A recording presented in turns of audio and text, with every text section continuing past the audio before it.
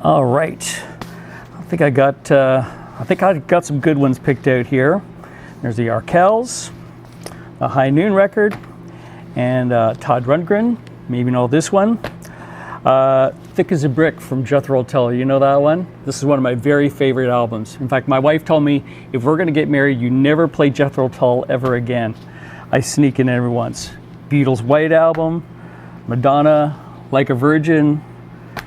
I love this album from Devo. People used to hate Devo. They're being nominated for the Rock and Roll Hall of Fame.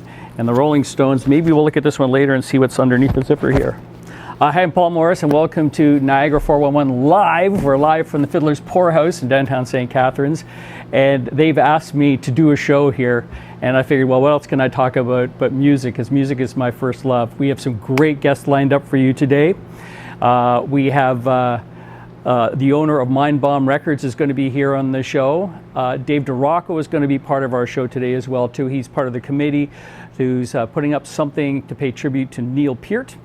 Also on the show will be Joe Carriere, the boy wonder from St. Catharines, the man behind Alexis on Fire and City in Color. And I know I'm missing somebody else, but I'll get to that in just a few moments. We're going to have a great show today. We're going to get into some vinyl. These are some of my favorite prizes here. A lot of these are colored vinyl, so it's going to be a little show and tell and a lot of rock and roll today. Let's have a great show and let's get this party started.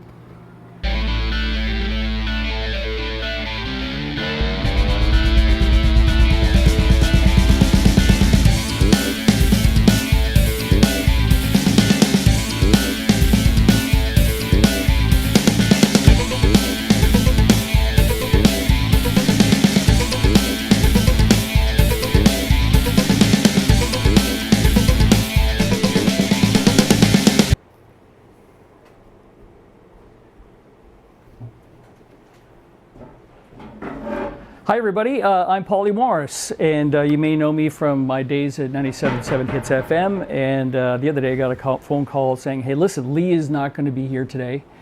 Would you be interested in pinch hitting? And I said, yeah, and he said, and you can talk about music, and I said, well, I'm all in.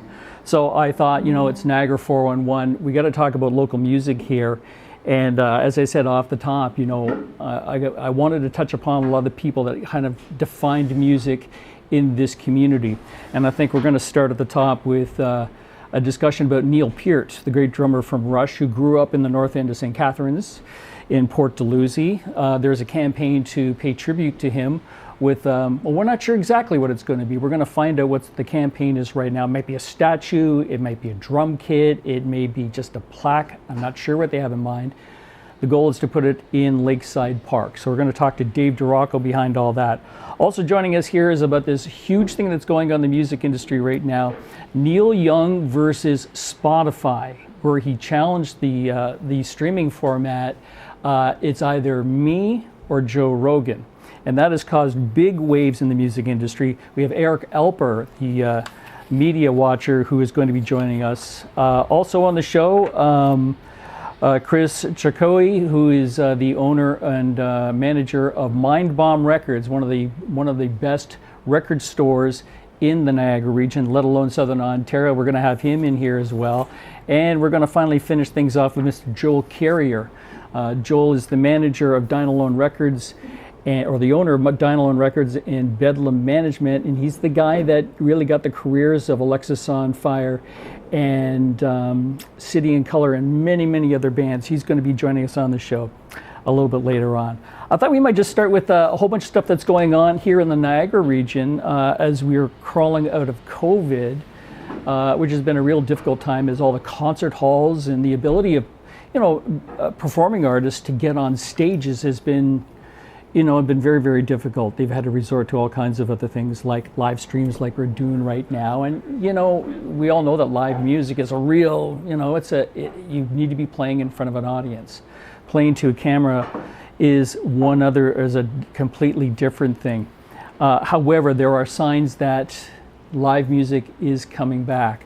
Notably, there are a lot of shows that have been scheduled for a long, long time. There's a time like last summer when it just seemed like we were going to emerge out of this whole COVID thing, and we'd be able to go back to live concerts again. But with the latest Omicron variant that's come out. They had to shut down all the concert halls. The Glorious Sons, who had a great start here in Niagara, had a big show and tour scheduled to pay a visit to the Meridian Center across the street from us. That has been rescheduled. It is now taking place on April the 21st. And the Trews with Welland's Revive the Rose were to play the Niagara Falls Convention Center in that week leading up to New Year's Eve, and that got postponed. They moved the show to, I think, February, and that's been rescheduled yet again. It's been pushed back to March the 4th. Those of you guys who know the Trews, you know that they got their start here in Niagara. They're actually from, the Maritimes, from Nova Scotia, Antigonish. And when they decided to make a push to get, become popular, and they felt that they needed to move out of the East Coast and come to Southern Ontario where all the action is.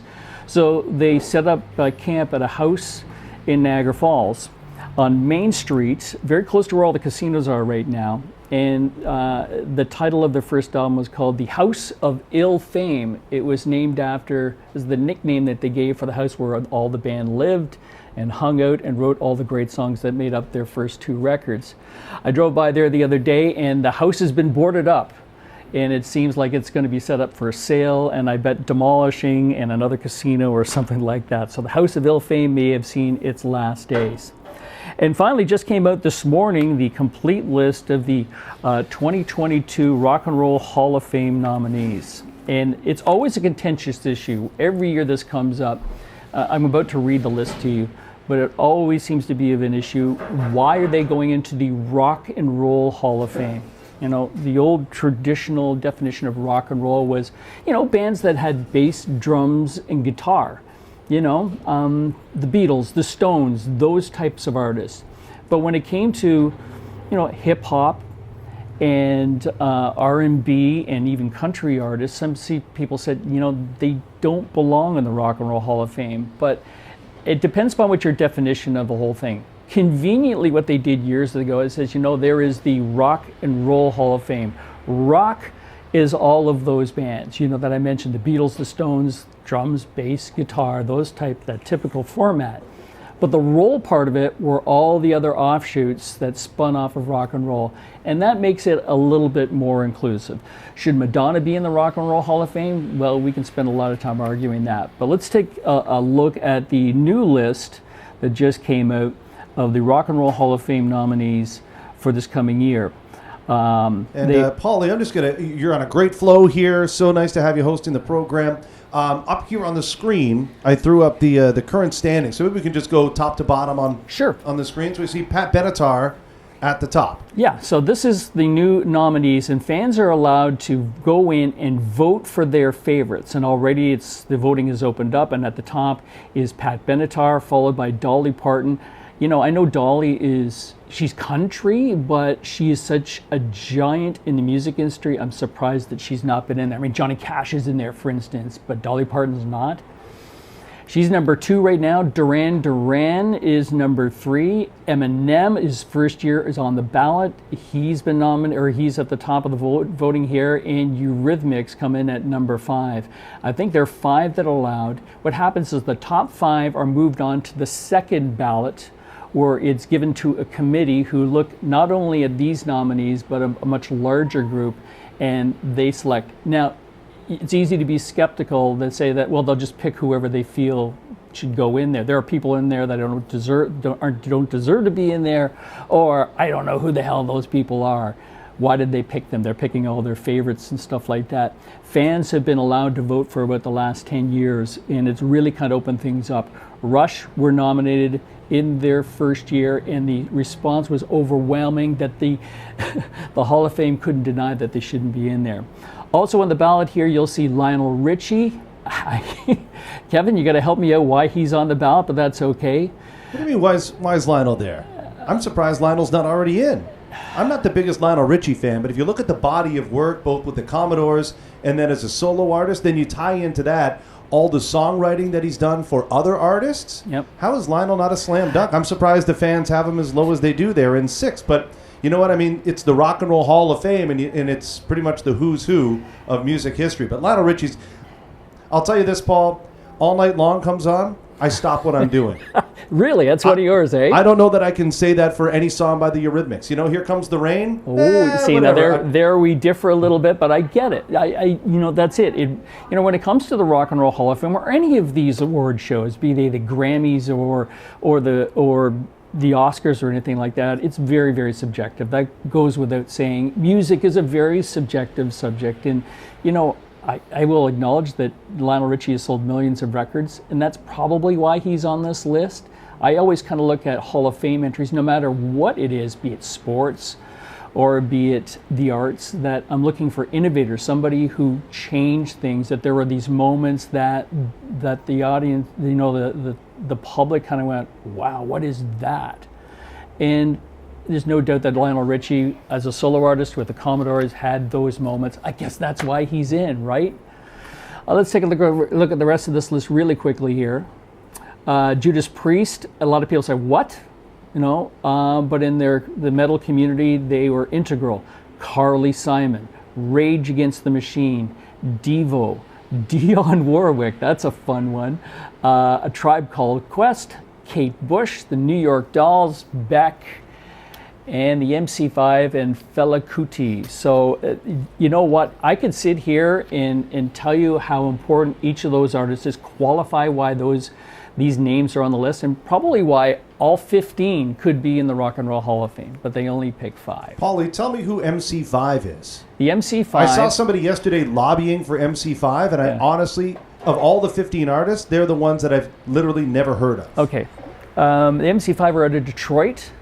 If you take a look at the history of punk music, it kind of starts with this band. Loud, aggressive, hard, and sort of rubbed against everything. They kind of were part of setting up that template of what punk music should be and how it should sound. They are one of the many, early, I don't want to say innovators, but they are certainly part of the early story of punk music. So the MC5, didn't sell 1 million records, didn't have any charted hits, probably have never heard their songs on the radio.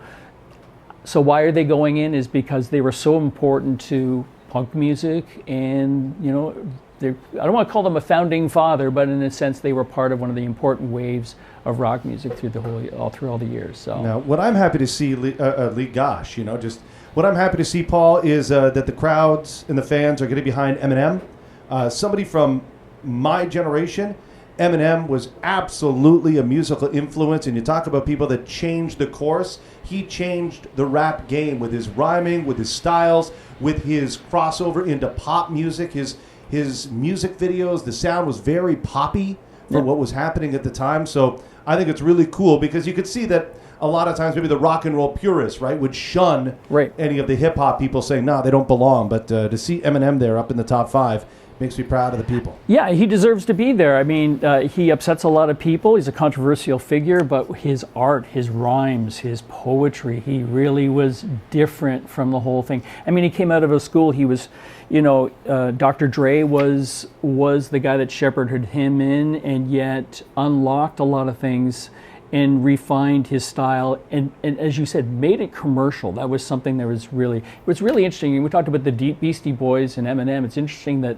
these white boys in what is predominantly seen to be a music genre that's come from the black community thrived and did so well and were leaders in the whole thing. But look at, when you play back some of those old songs, I mean, just, there were those moments when you listen to Eminem albums, you just go, wow. And those are the artists that I think really need to be in the hall first, above and beyond, record sales and popularity and number of streams and those type of things. So. And you know what? I'm a big fan, Paul, of CBS Sunday Morning, and they recently caught up with Pat Benatar.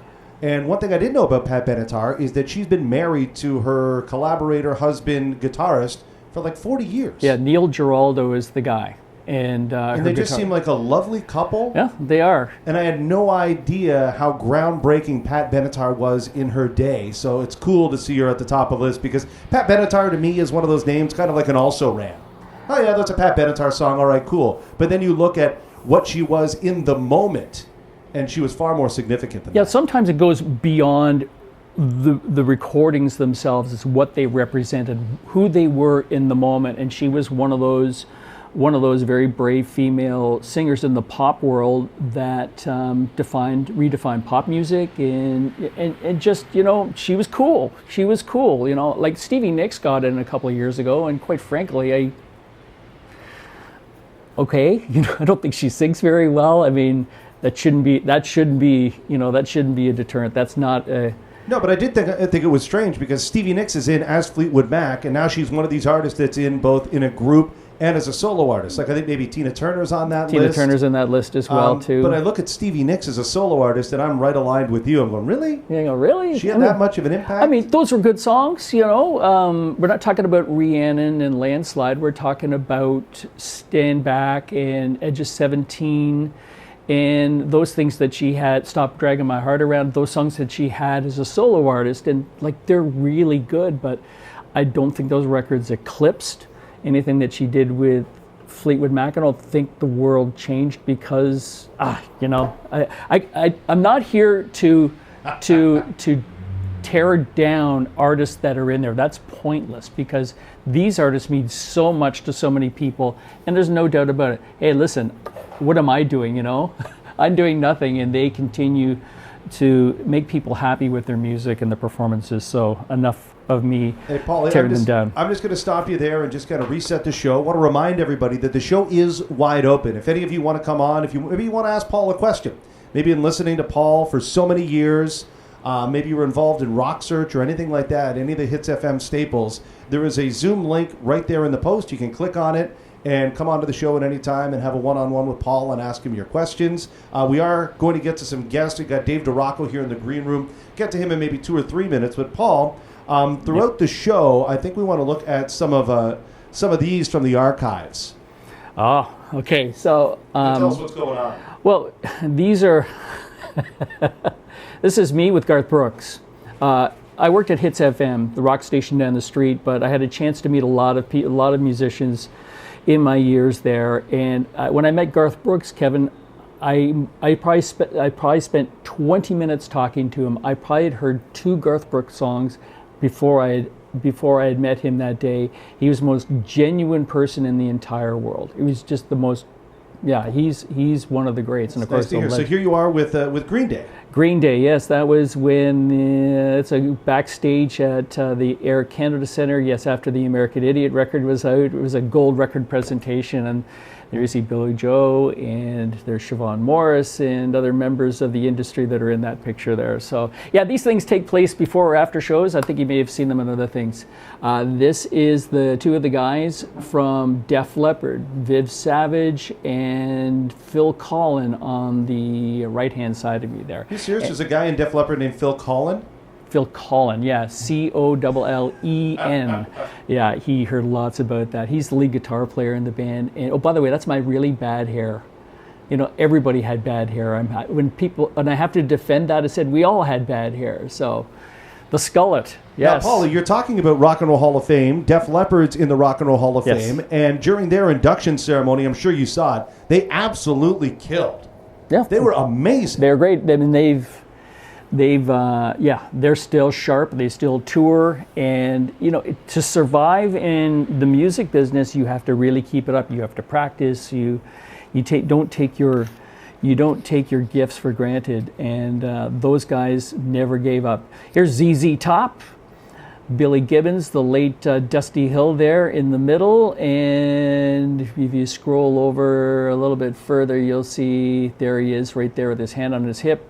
Me behind him, that is Frank Beard, the drummer of the band. Of course, the joke is the only member of the band without a beard is the guy named Frank Beard. I saw ZZ Top one time, and I hate to do this, but it's the one time that I saw lip syncing in a concert for the first time, Kevin. There was a tour called Recycler, I think it was, and Billy Gibbons, the guitar player, and Dusty Hill, the bass player, have this wonderful 2-step that they do on stage. And while there was a guitar solo going on, they started walking on this catwalk, this moving sidewalk, and they're both walking in different directions, still standing in the same place while Billy's playing a guitar solo. And then when the verse comes back in or the chorus comes back in, there is vocals coming out of the speaker, but Billy is nowhere near a microphone, and he runs to it to catch up. We'll give him a break. He was an old man in those days. I love ZZ Top. So those are some of my picks from my rock star backstage photo, and we may take a look at a few of those as well later on. I want to take a look at a few more. Paul, why don't you introduce your mascots there, and that'll lead us into our interview with Dave DeRocco. All right, these are my Rush bobbleheads. These are images of the band on the back cover of their 2112 album, and I've interviewed the band many times, including Neil Peart.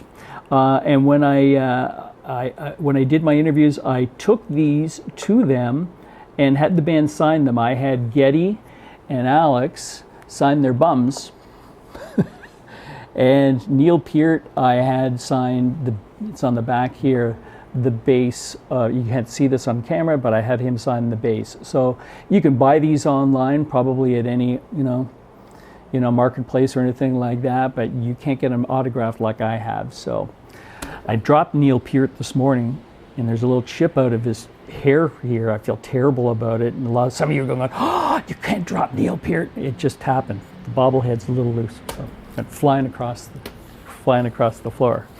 Are we ready for our first guest? All right, Dave DeRocco is with me. Dave is the owner of GoBeWeekly.com. He's a senior marketing manager for Canadian Wildlife Federation and the president of the Port Weller Residents Association, and the sitting member of the St. Catharines Art and Cultural Advisory Committee, and also the chair of the Neil Peart Memorial Task Force. Task Force, I like that, Dave. How are you? Wow, I sound like a busy person. Well, you get your hands full, right? So I see you got your Lakeside Park t-shirt. Look at that, huh? And you got your bobbleheads in the background. Got my bobbleheads, no bum signatures. So let's, before we get into this whole Neil Peart thing, maybe we should talk about who Neil Peart is, because I don't want to take anything for granted. Because years ago, when his likeness used to be hanging from the poles on St. Paul Street, just behind me right here, some people said, who is Neil Peart and what is going on? For those of you who don't know, the drummer and lyricist of the Canadian rock band Rush, and here he is right here. And Juno Award winner, Officer of the Order of Canada, Rock and Roll Hall of Fame a few years ago, Songwriters Hall of Fame, and acknowledged amongst most musicians and journalists as one of the greatest drummers of all time. Neil Peart was born in Hamilton, but grew up in Port Dalhousie in the north end of St. Catharines. And when he passed away, many felt we need to pay tribute to one of our great sons of this community. And there has been an effort put forward to do something on behalf of his name. And that's where you get involved, Dave. So what is the plan? I mean, I know that in Lakeside Park, when they put the pavilion up, there was said, well, we should name it after Neil Peart. That hasn't been done. And now there seems to be a discussion about what else can we do, a likeness or something else. So tell me where it stands right now. Well, a slight correction there. The pavilion is officially the Neil Peart Pavilion. They just haven't put the branding on it. So that was sort of one of the first things to get fast-tracked after Neil's untimely passing a couple years ago. Where we stand with the task force is it's been a 2-year process where we put a call out to artists around the world to submit their initial proposal. We, as a committee, narrowed that down to 7 finalists. Originally, we were only going to do 6, but there were 7 that were really close in terms of scoring and the criteria that we were looking for. So now, since last, September, those 7 collectives are in the process of putting their final realized vision of what they want to install in Lakeside Park together. They have, I believe, till the end of March to put in their final submissions, and then that's when the task force will get together again and hopefully very quickly pick the finalists. So, what kind of range of ideas have been submitted so far? Is it crazy, or is it realistic? Well, we haven't really seen a lot, Paul. In the initial request for proposals, we didn't really ask them to realize the artistic vision. It was really more about establishing their credibility and their capacity to be able to deliver. So they had to have landscaping experts, they had to have design experts, they had to have a team that could forge whatever project idea they came up with. Now where we're at is with the 7 finalists, we really have no idea what we're going to see. Some of the original 29 submissions had loose sort of suggestions on what they might do. There was a couple that had some really ornate, weird-looking sculptures and things. But we've, as a committee, really not tried to guide the artistic vision. We don't really want to mess with it. I know since I've been involved in the committee, I kind of mentioned the Gordon Lightfoot tribute up in Aurelia, Yep. which, if you've ever seen that, it's a fantastic sculpture of Gord that incorporates a bust, him with a guitar, a whole bunch of imagery related to his song lyrics, and then out of that flows a beautiful walkway with album art. I hope something like that is presented, but again, I have no idea what it's going to look like, and that's part of the fun of this. We won't know until the end of March. It's interesting that what you're looking for are people that, it sounds like what you're looking for are people that are qualified to erect something, that they have the engineering background to do something that is presentable, that's going to represent the artist, but you don't have an artistic design. And I think that's where a lot of us would like to see, what is it going to look like? Is it going to be a Neil Peart bobblehead likeness, or and kind of it's interesting. I kind of expected you'd want to have both in hands. In other words, let's say it is an image, a likeness of Neil, and what it's going to be and how you're going to put it together. Is it going to be brass? Is it going to be, I don't know, a hologram, something more interactive? I don't know. Is that a consideration at all? Well, it is. I'll say a little. We did offer a little bit of guidance because this is a public art piece in a public space. We are dealing with the city of St. Catharines, who has generously given us the location in Lakeside Park.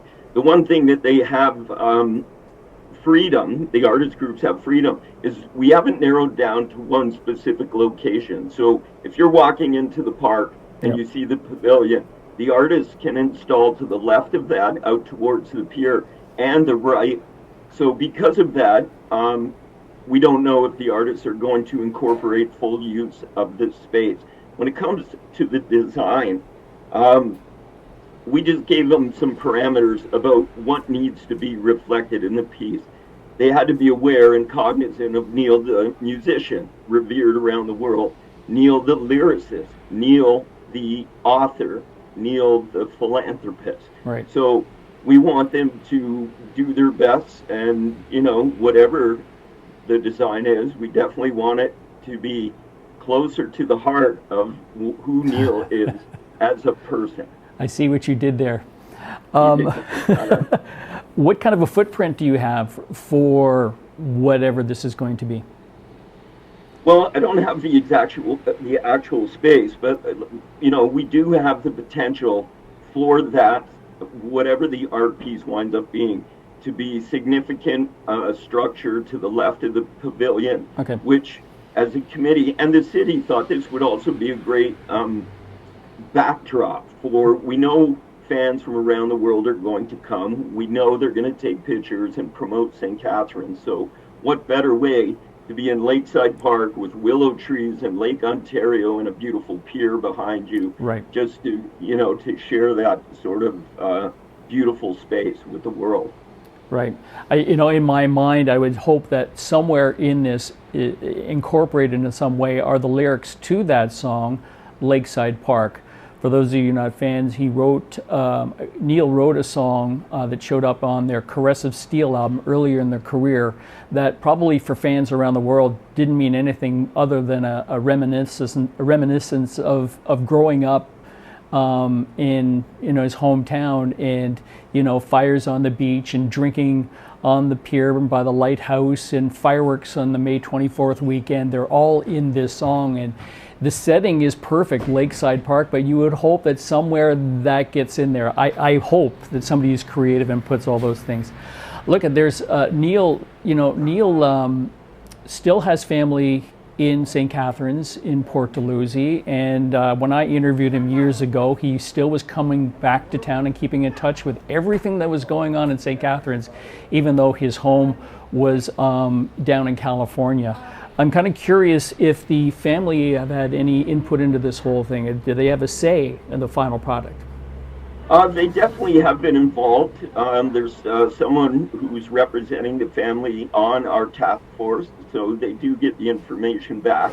I think it's still, we want to be respectful to Neil's extended family, not only in Port Dalhousie, but elsewhere. So at the end, we will absolutely consult with them to make sure they're happy. I think they're quite comfortable. As you can imagine, Paul, there's a lot of passionate people on the task force who have had a long affiliation with Rush. Our mutual friend Megan Simsek, who's now the head of Factor, for example. Myself, just being a longtime rockhead. There's some other musicians on the task force, and people who understand not only Neil's legacy locally, but internationally. And we really want to do him proud, because we know this will become a mecca for Rush fans. Much like in Toronto, lights in Lee Park. When people are doing the circuit and pop into that park, they're going to now come to Port Dalhousie and see Neil's tribute. So we're being super cautious, very respectful, and I'm so excited for the end of March. I want to see what's being presented. I find it kind of interesting for a guy that wrote the song Limelight, which was, I don't enjoy celebrity. In fact, I shun it. A guy that did not like being a rock star, and yet would acknowledge the fact that he accepted all these awards and all the rest, not begrudgingly, but humbly, if anything else, that something is being constructed in his honor. I wonder what Neil would think about this. I wonder if that crossed anybody's mind. Would Neil Peart want a statue of himself, a likeness of himself, in his hometown? We have discussed that at length, certainly from the genesis of the project. I'll just throw that prog rock analogy in there. But what we do know about Neil is Neil was a mentor and a lyricist and a writer who wanted to inspire people. We feel that although he might be aghast at thinking there was a John A. MacDonald type statue of Neil standing there, I think the other side of him, who understands the importance he plays in the lives of many people around the world. And I think because we're being respectful to that legacy, I think Neil would actually appreciate it and find it pretty cool. We've had some sort of inside comments from Alex and Getty about this particular project, and they feel the same way. It's not going to be, Neil in a kimono from 1974 with a horrible picture holding drumsticks, or maybe it will be. I don't know, but maybe he'll be sitting in a red barchetta reading a book with drumsticks. I really don't know. So Dave, the deadline for this is coming up very soon. Once again, what's the date, and where can people check out what's going on with this whole thing, maybe even propose an idea?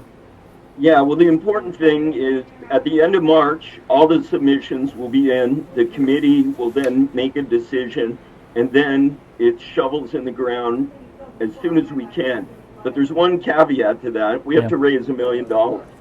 And for people in St. Catharines who may be familiar with the Fallen Workers Memorial at Lock 3, if you consider that public art piece, that cost $1.2 million approximately. And it's beautiful, but it's a wall with some engraving.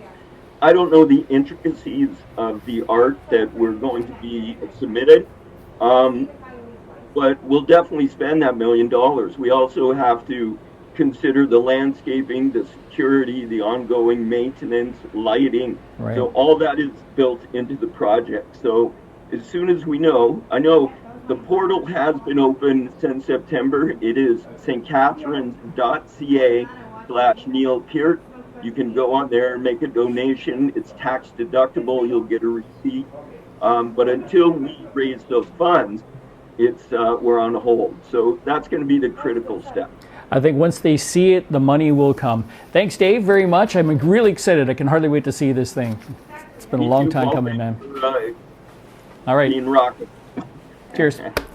Yeah. There's Dave DeRocco, and talking about a tribute to Neil Peart being constructed in Lakeside Park, which is in the north end of St. Catharines, Port Dalhousie, not Dalhousie, but Dalhousie.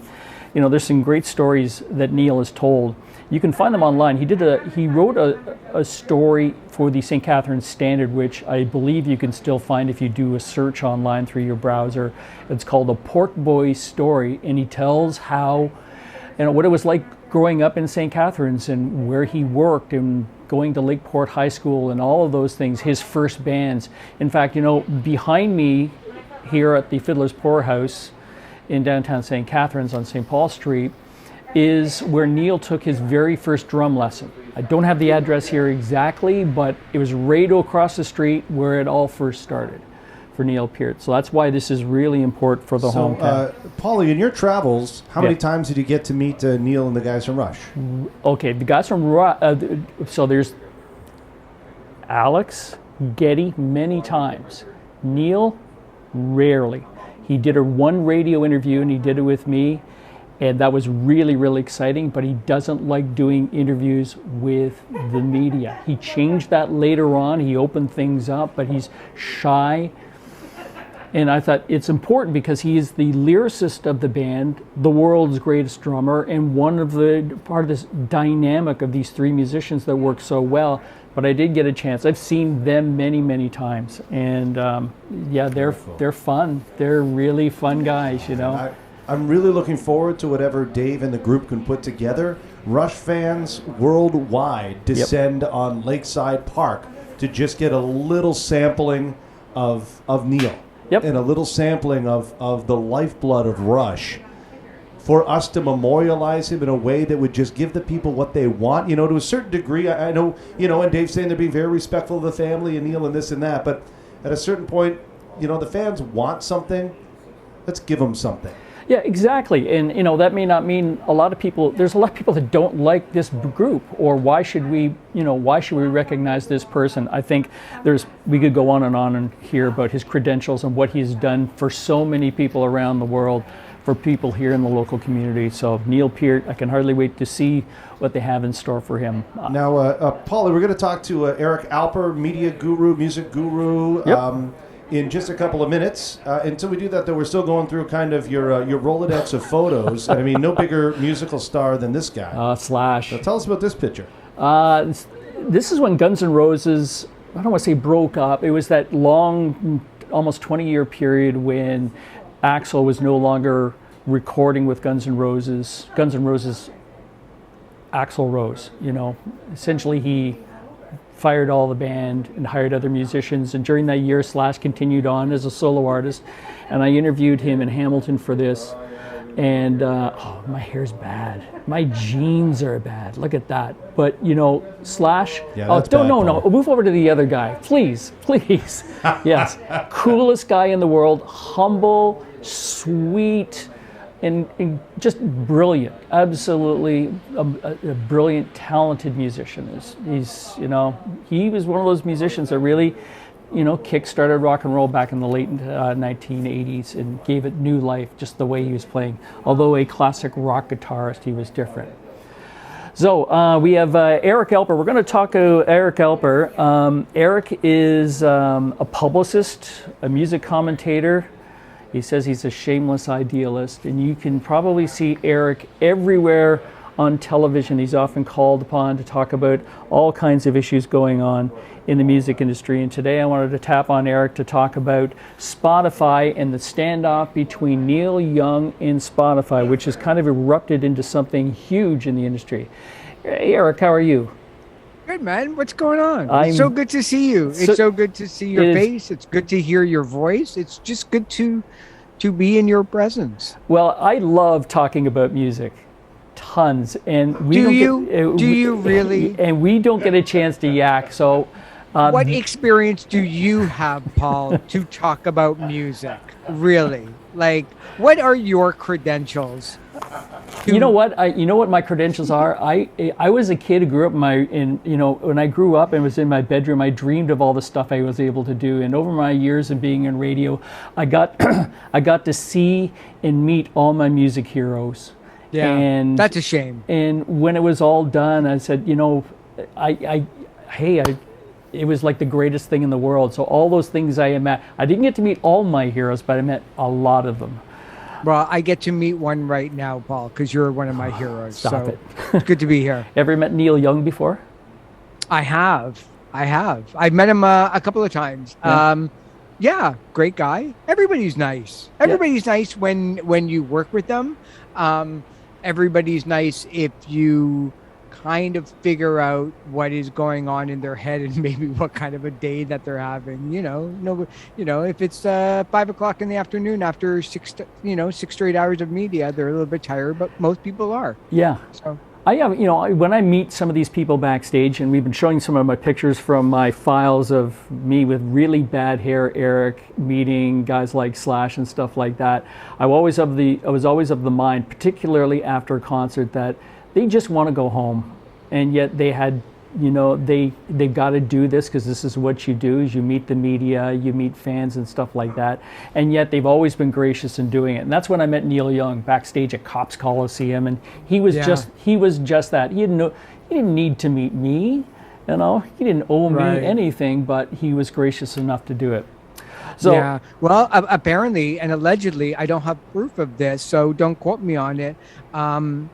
Neil Young decided to leave Spotify after he asked the question, what would Paul Morris do? And so here we all are. So you kind of took a mental lead on it. But yeah, what an amazing story this has been for the music industry in the last, 5 days. It feels like it's gone on forever, but it feels like it's pile on Spotify week. Right. This story is really kind of snowballed. So let's start at the very beginning here. For those of you who don't know, Spotify, the world's largest or probably the most popular source of audio streaming, and audio meaning not only for music but also for podcasts as well too. And Spotify recently hired and signed Joe Rogan, the comedian who has a podcast, to an exclusive deal. And Neil has objected to some of the content on his show. The Joe Rogan show has been widely criticized for promoting misinformation about coronavirus and vaccines. And Neil Young says, you just can't do that. So he proclaimed, Spotify, you have to make a choice. You either pick me or you pick Joe Rogan. And they picked Joe Rogan. And so Neil asked for his music to be removed from Spotify. Am I correct? Yep. And rightfully so. They removed it. Spotify has that $100 million 5-year exclusive deal. They are, Joe Rogan now has bosses, and his bosses are Spotify, and it's not a distribution deal where you can have lots of places where you can hear Joe Rogan's Experience podcast. This is the only place to do it, and that led for, as you said, Neil Young to say you can't have both. I can, in good faith, put my music on a platform that has this, and Spotify went really, really deep into the podcasting world. They want to be a platform in the middle of the road. They want to be like Facebook and Twitter and Instagram, right, and TikTok, where you can have both Joe Rogan and Michelle Obama. And that seemingly was okay for a long time until this kind of, started blowing up, and with other artists to follow, Neil Young, including Joni Mitchell and Neil Lofgren, and now there's Canadian artists with Danny Michel, among others. Crosby, Stills, and Nash all came out and said that if they had their choice, they would pull their music. And that just puts another layer in all of this, is that there might be a lot of artists who agree with Neil Young, but they just don't own the rights to distribute their music. That's what happens when you sign a record deal, is you give the rights of exploitation of that music to somebody who pays for it, and that's usually the record labels. So the record labels own a little part, or a large part, depending on which one you are. Sony owns about 4% of Spotify. The other major labels, Universal and Warner, own a bigger part of it. It's in their best interest for Spotify to succeed. And so it's tough when you're, perhaps a new artist or a very big artist on Spotify, like a Taylor Swift or The Weeknd or Drake or Justin Bieber or Ed Sheeran, to say that you want to start pulling your music off of it when your record label happens to profit off of the success of Joe Rogan too. It's a real tough situation. You could argue that these artists, all the ones that you just mentioned, the contemporary artists especially, is that they already make a ton of money. Although they make a lot of revenue through streaming, even if they did pull out, they wouldn't get hurt. It really does is it. I guess there are a lot of artists that agree with what Neil is doing, disagree with Joe Rogan, but are reluctant to have their music pulled because it's a major source of revenue. For Neil Young, he says that Spotify represents 60% of his streaming income, which I'm not sure how much that is, but it's nothing to sneeze at. As Spotify has become a major source of income for most recording artists. People don't sell albums anymore, but this is the way that they make money, right? Yeah, Neil Young has averaged about 6 million streams a month, which is roughly about $24,000 a month. And, times that by 12, and, you've got about just under $300,000. Joni Mitchell had about 3 million streams a month. So that's roughly about $12,000. Every million streams is worth pretty much about $4,000, give or take a couple $100 to the rights holders, which, to be honest, like, I'm sure Neil Young and Joni Mitchell can make that in 15 minutes if they went out on a show together or separately, where it starts to affect other artists like an Ed Sheeran, like a Drake, is you're talking billions upon billions of streams. So you're not talking about $24,000 anymore. Now you're talking about 7 million, 8 million, 20 million in the case of Ed Sheeran. And although that, yes, you can get your music on other platforms like Apple Music or YouTube or, Facebook and Instagram both pay the royalties for music. But in the last 18 months, 20 months, 22 months since COVID hit, this is primarily the biggest source of income for a lot of artists. It's interesting. Neil Young apparently is offering a 3-month subscription free to Amazon Music. So you can stream his music there if you can't, now that you can't find it on Spotify. What I find it interesting is that he's in bed with Jeff Bezos, of all people. I'm not sure if, that's a whole other discussion. Well, look, Spotify already has a hate conduct already. They've had it since the very beginning, which is essentially, if you are a band of white supremacists, you will eventually, once found out, you will get kicked off of the platform. There's misinformation tags that will be put on your post if you post misinformation on Twitter and Facebook and Instagram. So what Spotify has done is kind of done the same thing. They've said, look, we don't want to censor people, but we will if it crosses kind of government lines. But Spotify can do what they want to do. They're a public-private company. They're not the government. But, in the last 7 days, Neil Young is averaging about 1 million streams per day on the other platforms combined. So, it's financially, he didn't take a hit as much as people may think he did. Joni Mitchell is somewhere around the 500,000 stream per day. So she's not really being hurt by this either. I think it's mostly, where are the people under 70? trying to make us take a stand against something. And I understand it. Spotify is the biggest platform in the world, and might be for another couple of years until maybe TikTok takes over. But it's a generational thing where Neil Young isn't going to make his money off of TikTok. He would be making it on Spotify for sure. When I first this whole thing came up, a lot of online comments I read said, "Who cares if Neil Young pulls it? He's old and all the rest." So some of these legacy artists aren't as important or don't register with fans as much as they don't amount to an awful lot. 6 million streams in the bigger scheme of things is not big. But what I found though is that last week, I don't want to get into the business too much here, but Spotify's value dropped by $2 billion. Yeah. And at that point in time, that's where the CEO of Spotify has got to do something, right? It's the company's bleeding. And so tell me what they did. There must have been a discussion between Spotify and Joe Rogan, and they have made an announcement and made some comments on the side too. What have you heard? Yeah, it's interesting that their stock dropped so much in the 24 hours after Neil Young's announcement, but it's back up again because of the fact that Spotify has put tags that if you stretch the truth a little bit when it comes to COVID and vaccinations, according to the government and many reputable health experts, you're just going to get this tag that says that this is where you can get for accurate information. And that seemed to kind of stop the bleeding a little bit. I don't think Neil Young ever thought that there would be a mass exodus, but I think what he does do is love to throw little truth bombs, according to him, out there for people just to think about. And maybe people might not have known that Spotify turned from a music company into a podcasting division as well.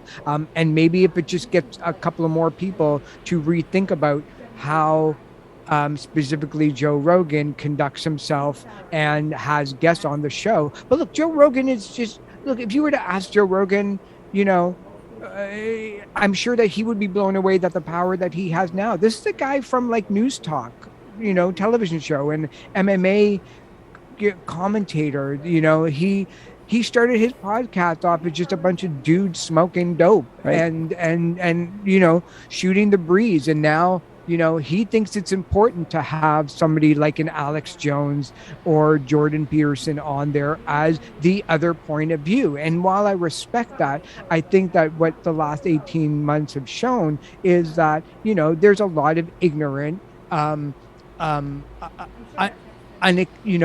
unexperienced or inexperienced people out there when it comes to knowing what really the truth is, and the people who are siding with Joe Rogan are just as passionate as people who want Joe Rogan off the platform. But there was never ever any thought or indication that Spotify was going to drop Joe Rogan. That was not in their plans. It wasn't in their history. It's not what the shareholders want. Interesting. I know that he's gone on the record saying he's apologized.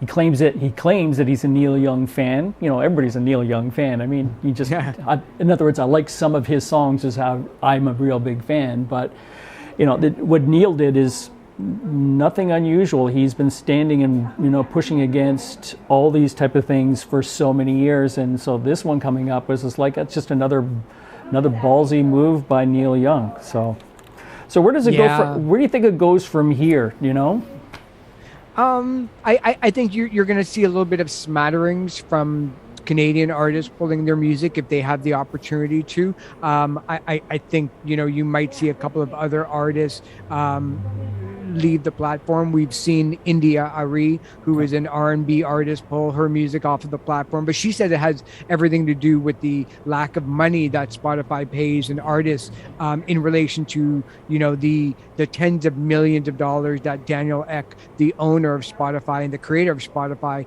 received last year. So she's kind of going away based on the paltry payments that they make to artists. So even though that she's left the platform, it still would not have kicked off if it wasn't for Neil and Joni. And in fact, she said on Instagram that, she has to walk through the door that Neil Young opened for artists.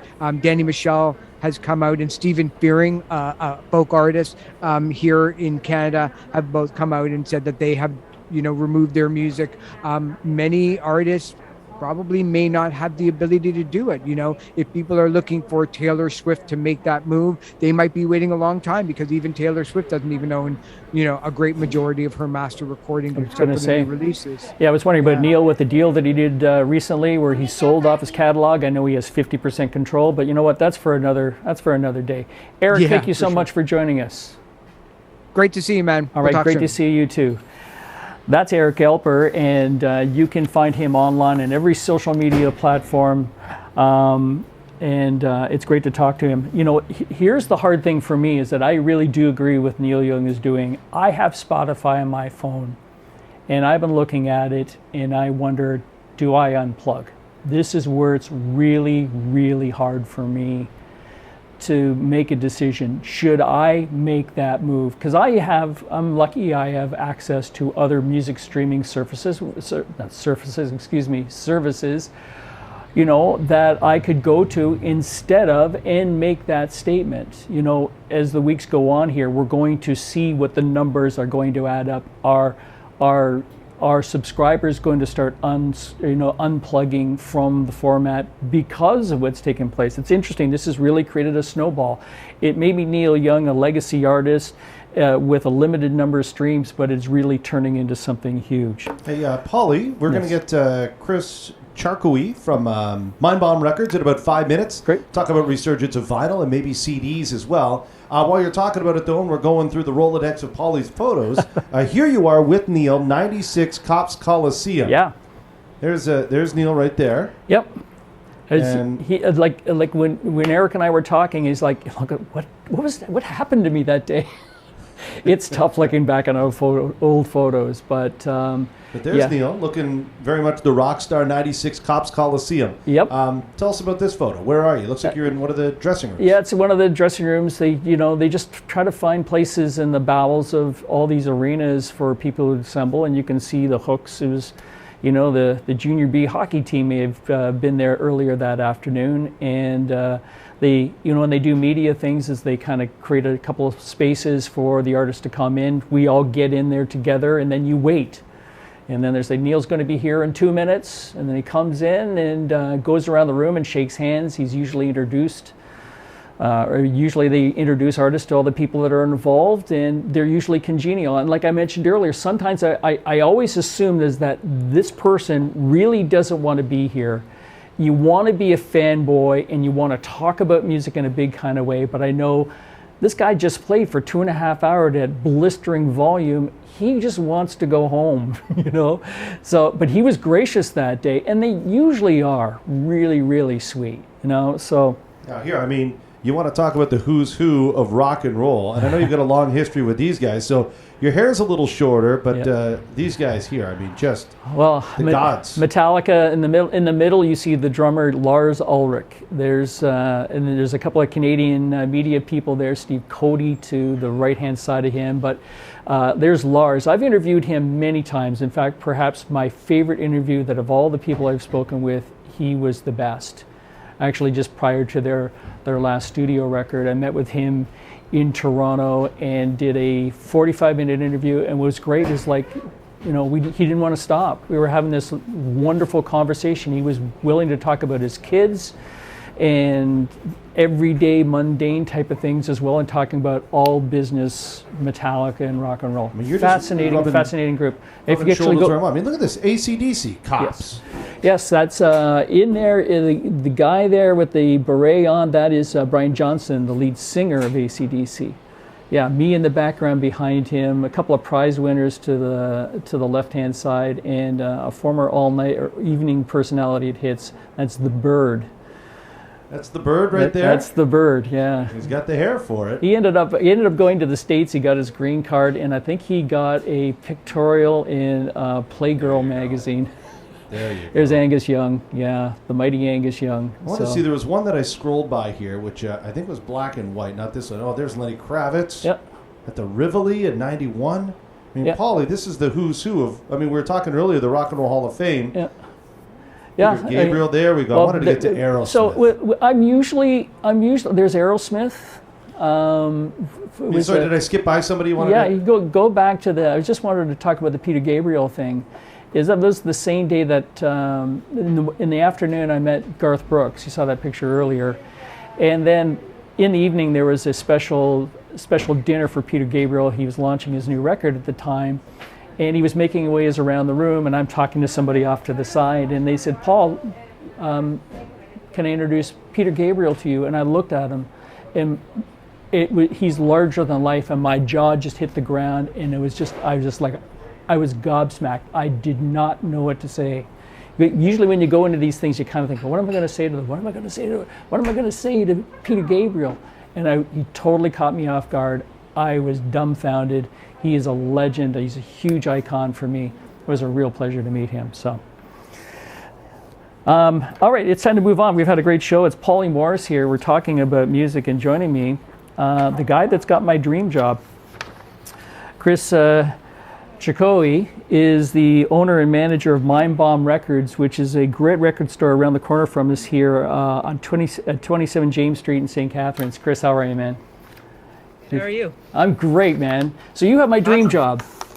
You know, yeah. I did radio for almost 40 years, and I thought when I come out of this, what can I do? It's like I want to do a record store. I want to open a record store. But things changed so much in all those years. It just seemed like the idea of opening up a record store when so many people were going online just seemed like, why would you do that? It's like people are not buying music anymore. At least that's the way I thought. Now, Mindbomb Records is a great store. It's a store that sells largely vinyl, correct? Yeah, pretty much 99% vinyl.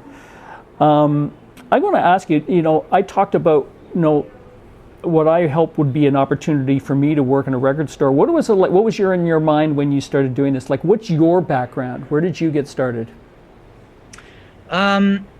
Well, after I graduated college, which was for audio engineering, I landed a job bartending at a venue downtown called Mindbomb. And basically, after a couple of years of doing that, they closed, and my buddy Joel, who you're having on the program a little later, hooked me up with a job at Sam the Record Man in the Penn Center. Mm-hmm. And basically for 15 years I worked for Sam the Record Man, CD Plus in the Fairview Mall. I don't know if you remember that. Yep. And then at the last one I was managing Sunrise in the Penn Center. So that was a 15-year span. I was playing in bands at the time, so it was just a good job to be able to get time off to go play shows or do a jaunt around Southern Ontario. But towards the end of working at Sunrise, I was kind of, in my mid 30s, and I was like, what am I going to do with my life? I can't really be like a retail manager. And all of a sudden Sunrise closed. And I was kind of just like, oh, great. Now I have to really decide on what the hell I'm going to do with my life. Really just had retail management experience. And I just kind of jumped into, let's do it. Let's open up a record store of my own. I think the only other place that was selling newer release vinyl at the time was HMV, and they really didn't have the selection that Sunrise had at the time. So I just kind of saw that gap that needed to be filled in the Niagara region, and just jumped into it. And 7 years later, we're here.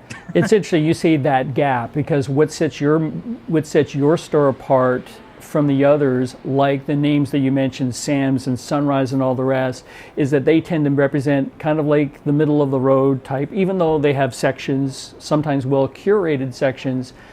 Your store seems to, well, tell me who your customer is. Who are you targeting your customer to? What type of music listener, fan?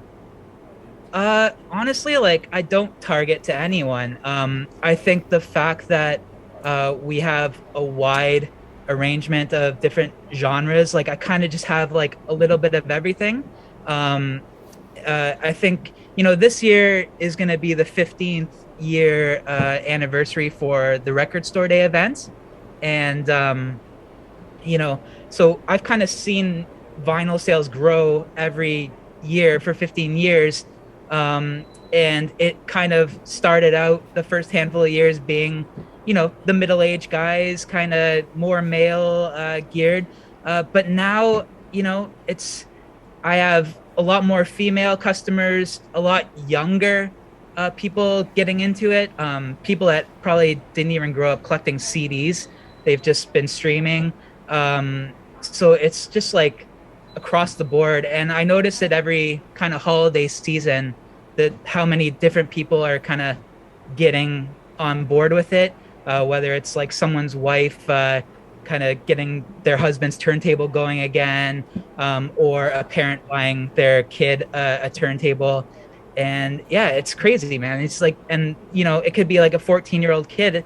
He's coming in asking for Pink Floyd Dark Side of the Moon, right. So it really doesn't. Hey man, how's it going? Good. It's a wider range of people. So I can get standards like Dark Side of the Moon, or can I get Neil Diamond's Greatest Hits at your store? Absolutely. That's Absolutely. fantastic. If it's not there, you can get it for us, certainly, right? Right. I mean, the classics they're called classics for a reason, right? They'll never stop selling. Fleetwood Mac, Rumors, the Beatles, AC/DC, all that stuff is just constantly selling. It sounds like a mix of that and the new stuff. It sounds like with Sunrise closing at the time that it did in your life, that you had a choice of opening up a record store on your own or not. What was the business like then? Because my recollection was, who's interested in a vinyl record? We certainly know the enthusiasm and the community and the market that's been created for it. But at the time, weren't you rolling the dice? I think at the time, like I said, with the Record Store Day events, like I kind of used that as a platform to see how things were growing. Yep. At that time, it was already like 7 or 8 years in. When I was working at CD Plus in the Fairview Mall, that's when downloading started becoming huge. Right. And, less and less people were spending the money on CDs. And it was really grim at the time. I was just like, there isn't going to be such thing as a record store, or like a music store anymore, if this keeps on going the way it is. And then when I started at Sunrise, they had like maybe a small bin with 20 records in it. Yeah. And to me at the time, I was like, oh, this is so cool. Like, this is, wow, are people buying these? I was at Sunrise probably for a good like 5 or 6 years, and just seeing it every year. And especially on the Record Store Day, we'd open the doors at 9 a.m. And for those first handful of events, there'd be maybe 5-6 people lined up. And by the last year that I was there, it would be 30 people. And now when I have a Record Store Day, we actually opened up on Record Store Day. And so now when we have an event, the lineup like wraps around like King Street, it'll be like 50-60 people. So it's insane. So Chris, explain to those who don't know, what is Record Store Day? I certainly know what it is, but it's a very special day in which some exclusive stuff is available, right? Right. Yeah, it's just basically, I think, people that were, for the format and music and kind of like they wanted to kind of bring it to the mainstream and help independent record stores kind of grow and just grow the industry. It's crazy that it's 15 years this year. Wow. So they basically will have a bunch of limited releases with a bunch of different genres across the board. Record stores will place orders for things that they think will sell. I could order 50 copies of something and get 2. Yeah. So that's how limited some stuff is. And that's why they line up around the block to get those things, right? Absolutely. And it's, it's not the be all end all anymore. Even a lot of people, it's kind of like left a bad taste in their mouth and they could care less about it. Yeah. But I do really think that it helped kind of grow the business to what it is today. So I'm definitely grateful. It's for us, it's like a second Christmas. Yeah, it's funny because I have friends who talk about the records that they bought at your store, or it's not there, but it's the store in Niagara Falls or in Toronto and things like that. It's a tremendous community. Vinyl is in short supply. We hear that there are only a few, despite the days back in the 1960s and 70s and even the 80s when vinyl was king, that there was no trouble if you wanted to press thousands of records, you could do it. But that's not the case any longer because the technology is expensive. Is that correct?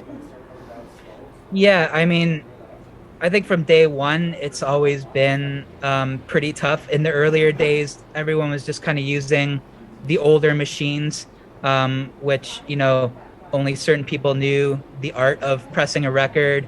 And if something broke on the machine, it would cost thousands of dollars to fix.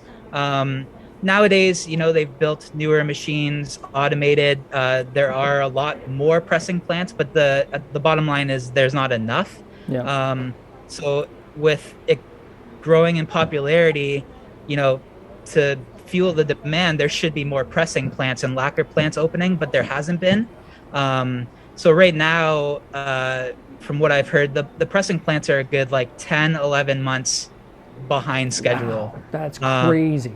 Crazy. Yeah.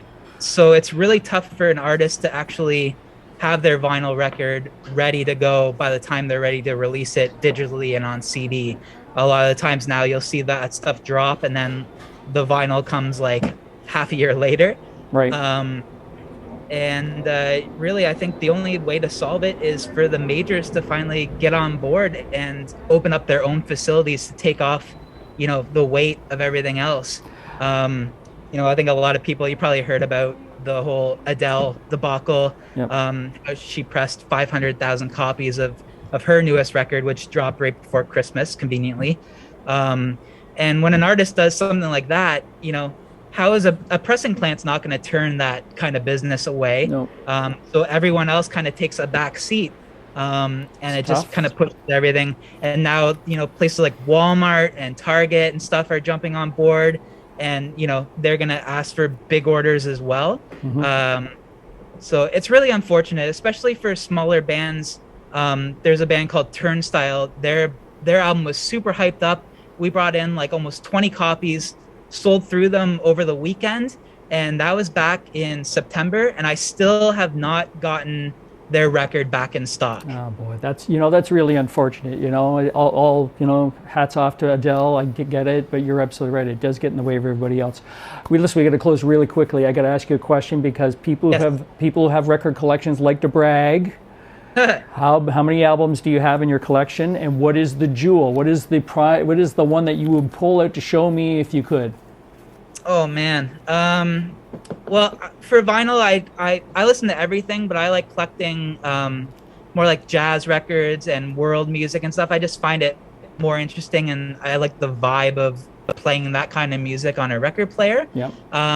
So I think the stuff that I think is really cool that is now out of print and selling for hundreds of dollars, a lot of Japanese jazz stuff. Wow. An original pressing of something like that to get would be thousands of dollars, but now there's cool labels that are bringing this stuff back.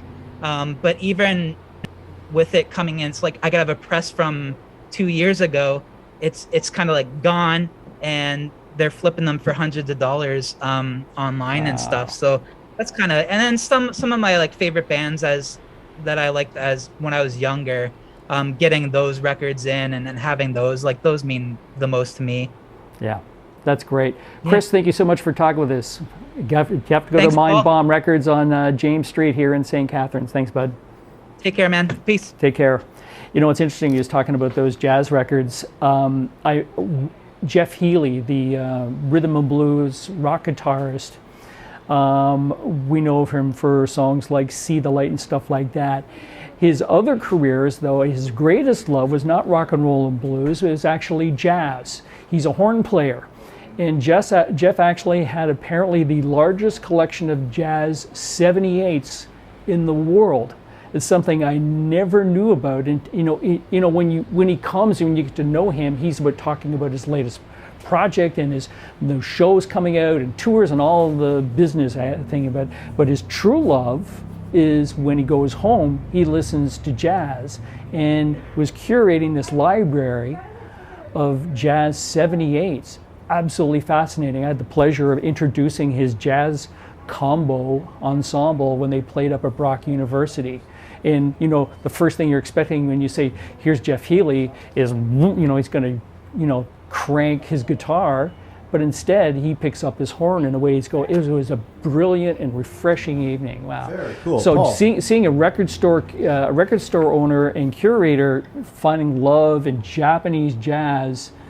I've literally never heard those two words in the same sentence. Exactly, but I'm fascinated by it. It's almost like go to Mindbomb and you're gonna that's the great thing about going to a record store. They really have not changed. You find the guy or the woman behind the desk is going to be there to talk to you. All right, let's talk to another guy who used to work at a record store. I call him the boy wonder. Joel Carriere is here. How you doing, my friend? Hi, thanks. I'm like middle-aged wonder now, or middle-aged disappointment, but... Well, Joel, for those of you who don't know, is owner of Dynalone Records and Bedlam Management, and I think in all the other record companies that you manage and deal with, but you're the man behind so many great careers. Alexis on Fire and City in Color, Attack and Black out of Welland, and Bedouin, Sound Clash, the Sheepdogs. You're the guy that got them on the cover of Rolling Stone, or at least kind of managed that whole deal. And I remember you in ththose early years of the Arkells, so your resume looks really good, but it all started here in St. Catharines. You grew up in the north end of the city? Yeah. 44 Berkeley, Towers and Woco, and those were, and the Bijou were my hangouts. And then moved to Lock 1 area, and then ended up my career. Well, I moved about 10 other times from the age of like 20 to 29. Yeah. Probably every year I was moving. And then, I'm yelling outside, sorry. And then ended up in Port Saluzzi. Wow. By the water. So, like Chris, you guys used to work at Sam the Record Man. And it's kind of funny, and looking at Chris, I said, I swear, Chris from Mindbomb was just on right before you. And did he tell you how he used to share lockers with me? No, he didn't. High school? Yes. What high school did you go to? Well, I went to collegiate first, but then Lower Seacourt for the second time. So we we shared lockers. So this whole episode's on locker mates. Wow, that's amazing. That's so funny. Yeah, he's a good friend. Yeah, listen, I remember going to Sam's, and Sam's was, like every record store has a certain personality to it as you start to visit them and all the rest. And I always remembered Sam's really were great in curating a library of punk music. Am I right? Yeah, Sandra, who worked there, allowed me to start ordering all the punk and reggae and metal and emo, all the like heavy rock stuff. And then the section just kind of grew. And then as I was starting Bedlam Society, I started curating kind of an audience through Sam's and this online email list that turned into a website. And then I started doing a lot of little shows. And then it turned into like a quarter of the store. Wow. And it was a go-to place to buy all that outside of our great indie stores like Tantrum and Station to Station at the time. So tell me how you went from being in a record store to managing Alexis on Fire. Tell us that story, how it all started. It was because I was in the record store that I met Dallas, because he also worked in the mall. Okay. Where did he work? He worked at West 49 in the cinema. Okay. I had to ask because I walked up and down those corridors a million times. He moonlighted at Sunrise. Wow. A little bit. So the Alexis thing was, I was doing a lot of shows in St. Catharines along the QEW under Bedlam Society, which was kind of my first kick at doing something for myself and in music culture. And then all the guys in Alexis were just in bands that I liked and had seen and put on shows. And Kingwall Court used to do these like all ages shows where you could go if you're 15 and drink there, and they kept all the money and didn't pay the bands, but it was still an outlet that was kind of clean for kids. So Wade from Alexis would do all these underage gnarly shows, and I was doing the 19 plus shows. So I started putting them on 19 plus shows, or like all ages shows that were like properly run and you got paid. And then it all just started working through it. They all kind of met each other and called each other. I didn't put it together by any means. It was more of a Wade idea. And we all had mutual friends, and all of a sudden Alexis on Fire were forming, and their first show ever was in Niagara Falls. And I remember Dallas had Helicon Blue at the time, which I was working with. And I was like scaling regionally. Like we're sold out multiple Mindbomb shows. The Mindbomb, the club that the record store is named after. Right. So the first show was in Niagara Falls, and I remember I was like, I get this. This is going to be awesome, but it's got a lot of work. Yeah. But it was a good show. So mutual friends, mutual love of music, and at all this right moment, right time. And, I think a lot of people that have a certain drive find each other. And I think those are the younger kids that had a drive that was kind of unstoppable. And I had this weird drive to do something that nothing was kind of getting in our way. So I think we all kind of gravitated towards each other because of that drive to do something different. And you learn by doing, right? You just fumbled your way through the whole thing. Fumble is not a complimentary word, Sure, tumble and fumble. No, I like to believe I'm like mildly intelligent, and the other kids were. So, there's a lot of trial and error, but I think you have common sense and you have a good barometer of like people and, meeting people that are like honest and authentic and are loyal, and you start kind of weeding through that, and you find yourself with a good team and support system. And then, you could kind of ask a lot of questions with those type of people that support you, and you could support back in different ways. So I think we got through that quite early with like their career along with my career and the other side of music, not on the stage. So listen, one of the reasons I brought you on here is because I want to know what the state of the business is these days. You manage all these artists, and it goes without saying things have been tough because bands can't play. The whole dynamic is completely changed, and I use the word dynamic because that's what music is. It's dynamic. It's just when everybody's locked up at home, it's like, we're coming out of this. Venues are starting to open up slowly. It's different in every jurisdiction. What's it like for you navigating, let's say, City and Color coming back, and how do you plan this? Like, are you constantly on the phone trying to stitch together something of a tour or anything like that? That's kind of what it was. It was it's very defeating working towards something with a good possibility but not happening. So we got through a North American run, the American run, which was actually easy because we had guidelines and rules that we had in place, like COVID protocols, and every state and city were complied to it. Like even Texas and Florida, like we thought we were gonna have a hard time. It was actually Canada that we had a hard time with because I think just basically the governments, provincial versus federal and municipal, and all kind of not dealing with it in the same way.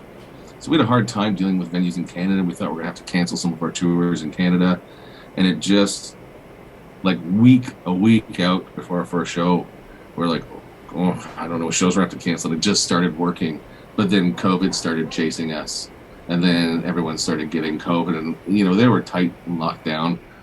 It's just one person comes in from somewhere and it happens, and then all of a sudden you have to cancel shows, and you move shows, and then you move them again, and then you're out a lot of money.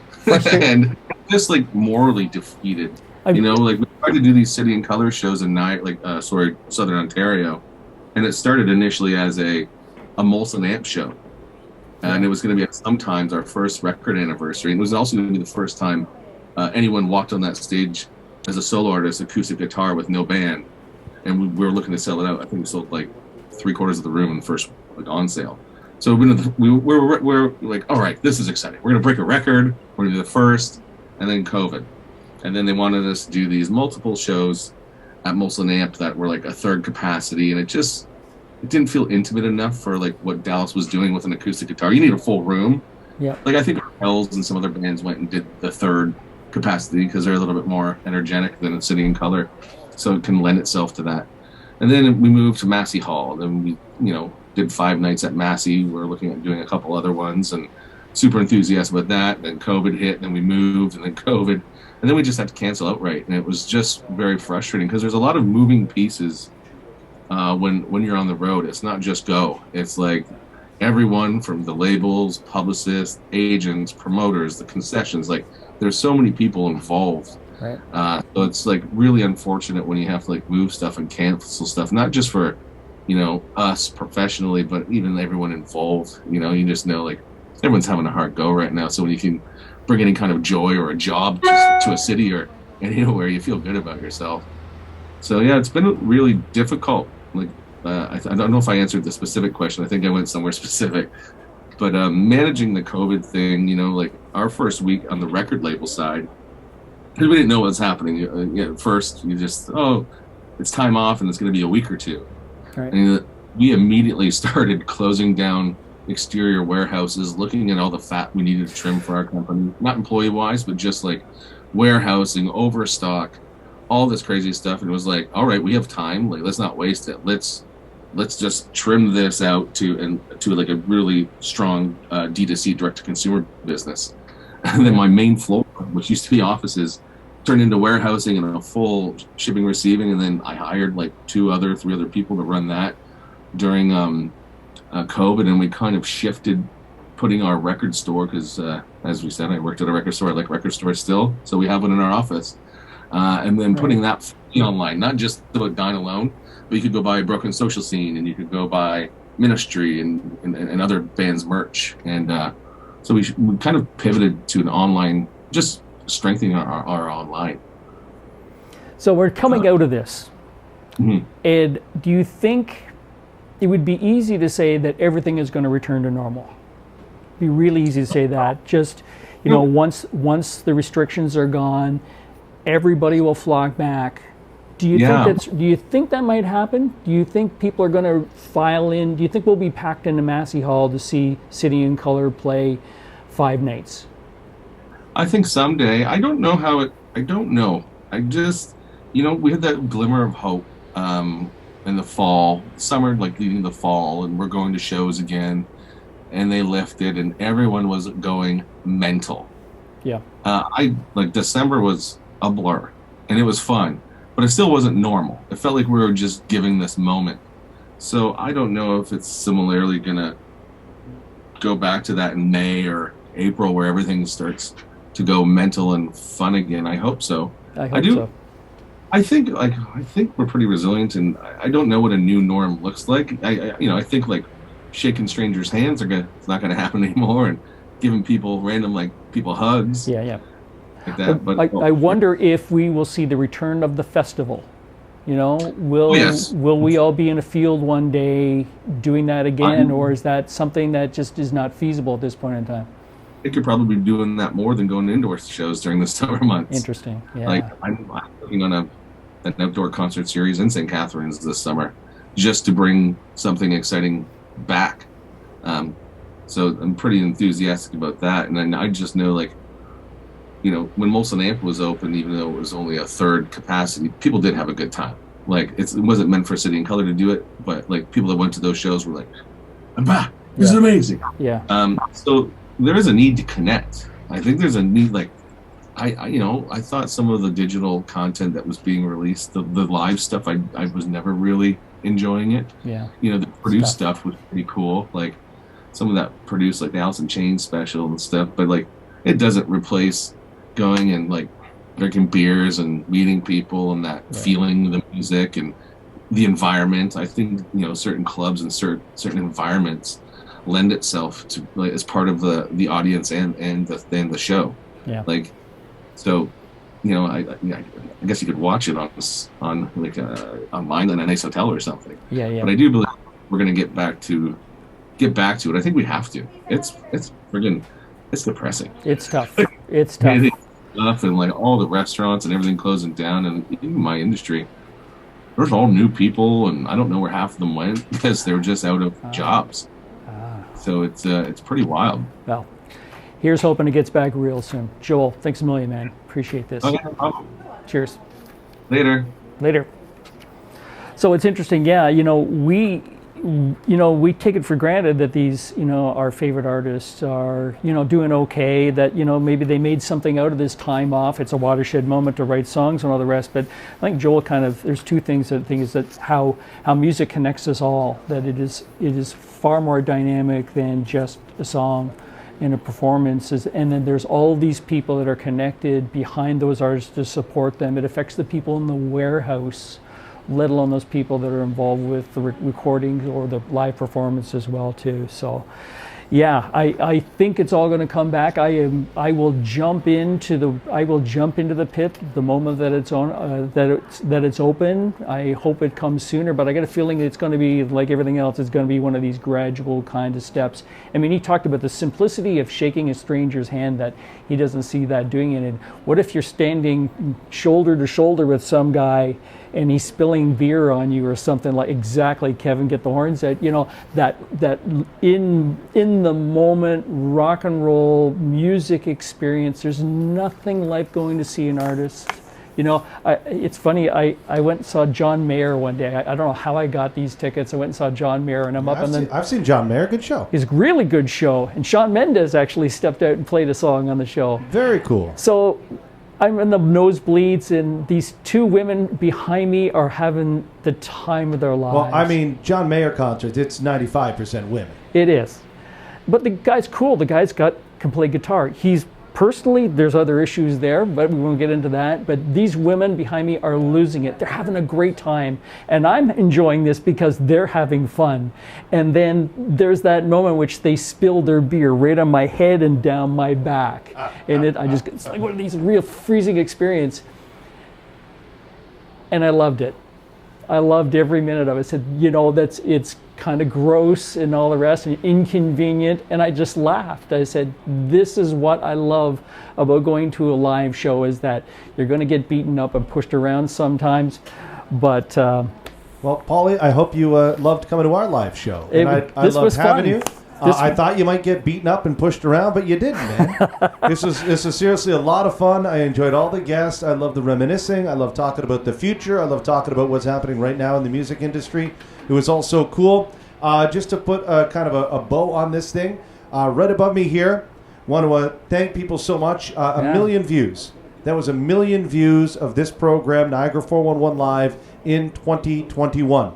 So thank you very much. Let's see if we can get, 1.5, maybe 2 million in 2022.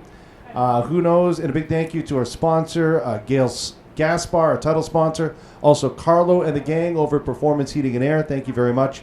And, of course, Blake Shirk and everybody else at Verge Insurance Group. Thank you so much. If you have any insurance needs, go see Verge. And on a day like today, if you're having any HVAC issues, make sure you see Carlo and everybody else. And, Paulie, we're going to have some music coming up. And we always wrap up the show with a live shot of downtown St. Catharines. So let's go there. There's St. Paul Street right now. The snow's been falling steady really since we went live at noon. And looks like we're going to get that 30 centimeters that they were talking about. Yeah, it looks like, by the end of the day, we could have up to 30 centimeters. I got here fine, although I had to follow a snowplow. So I thought we'd go out on a musical note here with a local band. They're from Welland, Ontario. I've known these guys from their very beginnings. They're called Revive the Rose. Explosive rock and roll band out of there. Their upcoming show opening up for the Trews at the Niagara Falls Convention Center has been rescheduled for March the 4th. Now they have got a new release out right now called Heartless Place, and I thought we'd play their latest single. They're a hard-driving rock and roll band, but this one a little bit different. Let's check it out. Here's the video from Revive the Rose. The song is called Don't Think Twice.